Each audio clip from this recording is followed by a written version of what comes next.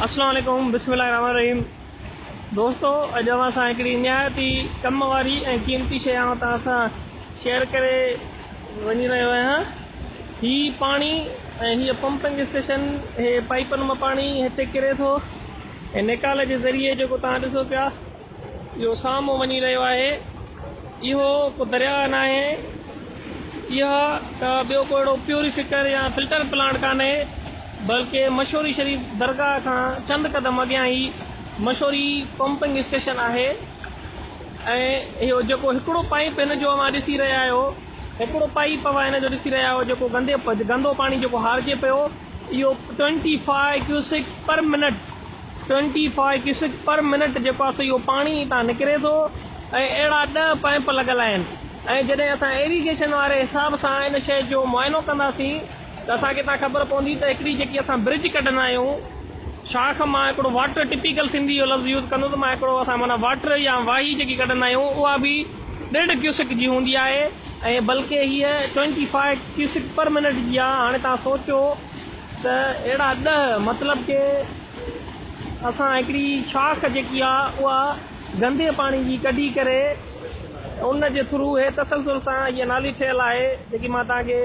आस्ते लम्हा ब लम्हा ॿुधाईंदो हलां त उहा नाली, हीअ नाली हले पई। इहो गंदो पाणी मशहूरी पंपिंग स्टेशन मां अचे थो। इहो गंदो पाणी हिन नालीअ जे ज़रिए उन में अचे थो।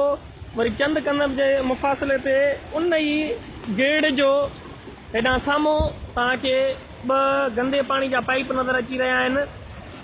उन मां 30 क्यूसिक पर मिनट, हे वरी थोरा वॾा आहिनि, उन खां उहो 25 पर क्यूसिक हिकिड़ो पाइप, 10 पाइप हुया, हे 30 क्यूसिक पर मिनट आहे ऐं पंहिंजा 2 पाइप आहिनि। इहो साॻियो ई हिक ॿिए सां गॾु छोड़ करे इहो हिकिड़ी वॾी वेकिरी माना शाख जे हवाले तसलसल सां हिकिड़ो वञी रहिया आहिनि ऐं इंतिहाई लाड़काणे खे असां ज़हरीलो पाणी ॾेई रहिया आहियूं। गंदो वेस्ट मटीरियल ऐं सिम जो पाणी पंपिंग स्टेशन जे थ्रू हितां ॿाहिरि निकिरे थो ऐं उन जे ॿाहिरि तव्हांखे ॾिसो था नाली आहे थ्रू, हे उन जे मथां ब्रिज ॾियल आहे जीअं माण्हू क्रॉस करे सघनि। उन जे हेठां हे ॿियो पासो आहे पंपिंग स्टेशन खां वठी जितां शुरू थियो उतां खां वीडियो हलियो आहे, हे तव्हांजी ॿी पॉइंट आहे ऐं हे हिते पाणी हिन वक़्तु जिते छोड़ थिए थो, इहा का समुंड न आहे, को मंशूर न आहे, बल्कि हे उते पोइ छोड़ते हे रेस किनाल आहे। हे मशहूरी शरीफ़ खां रेस किनाल जो ॾेख आहे, हे मशहूरी शरीफ़ खां रेस किनाल जो ॾेख आहे, जिते मशहूरी पंपिंग स्टेशन खां सिमनि जे थ्रू जेको आहे पाणी सिमनि में गॾु थिए थो, पोइ मशहूरी पंपिंग स्टेशन जे थ्रू उहो पाणी पंप थिए थो, उहो पाणी सिधो हे वञे पोइ हिन में तव्हांजी रेस किनाल में। ऐं रेस किनाल में जेको पाणी वञी रहियो आहे ऐं इन जे थ्रू काफ़ी ॾींहं कुझु पहिरियां जज साहिबान ऐं पॉपुलेशन ऐं वाटर डिपार्टमेंट जे तरफ़ां इहो हिकिड़ो कढियो वियो हुयो त जेको आहे सो इहो पाणी 99% जेको आहे सो इहो पाणी 99% टेस्टलेस आहे। इहो 99 टेस्टलेस आहे। इन जे करे शहर मां त रेस किनाल में जेको गंदो पाणी अचे पोइ उन्हनि खे टेम्पररी तौर ते बंदि कयो वियो आहे, पर उन में हिकिड़ी चालाकी इहा कई वई आहे इंजीनियर ऐं लोकल इंतज़ामिया जी मिली भग सां, तो सिमुनि जे थ्रू पाणी आने मशहूरी शरीफ़ खां पंपिंग स्टेशन जे थ्रू उहो पाणी कढी मोटी रेस किनाल में विझंदा ऐं जंहिंजे थ्रू इहो रेस किनाल में वञे थो ऐं साॻियो ई पाणी असांजो ख़राबु थो थी वञे, असीं ज़हर पियूं था। ऐं हिन वक़्तु हिते कुझु माण्हू बीठल आहिनि, अचो त असां उन्हनि खां पंहिंजो इंटरव्यू वठंदा हलूं त इन्हनि जो छा राय आहे। साईं, तव्हांजी हिन जी छा राय आहे हिन जे मुतालिक़? हीअ जेको पाणी तव्हां ॾिसी रहिया आहियो न कढनि था रेस किनाल में, हिकु शाख आहे जेका गंदे पाणी जी,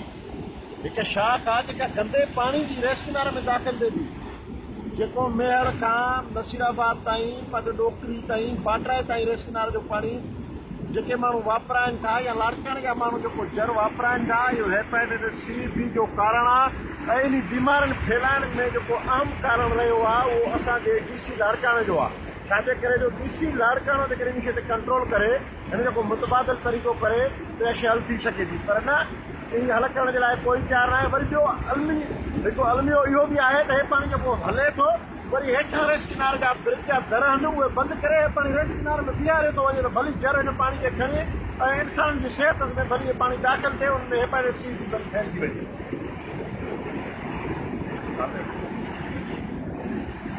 जी दोस्तों ॾिठो त तव्हां हे हुया हितां जे रहवासियुनि जा